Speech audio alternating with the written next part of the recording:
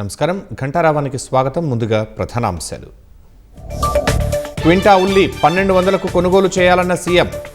ధర వచ్చే వరకు పంట నిల్వకు అవకాశం ఇవ్వాలని ఆదేశం.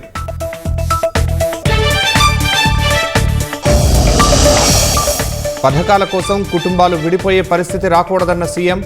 అందరికీ లబ్ధి కలిగేలా అవసరమైతే మార్పులు చేద్దామని వ్యాఖ్య. శ్రీశైలం ప్రాజెక్టుకు క్రమంగా తగ్గుతున్న వరద. ప్రస్తుతం 9 గేట్ల ద్వారా సాగర్కు నీటి విడుదల.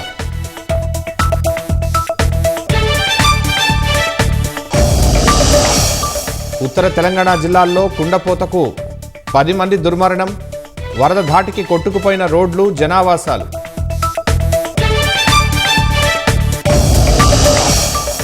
ట్రంప్ టారిఫ్ల వేళ ప్రయోజనాలు కాపాడేలా కేంద్రం చర్యలు. ఎగుమతుల ప్రోత్సాహక మిషన్ అమలుకు సన్నాహాలు.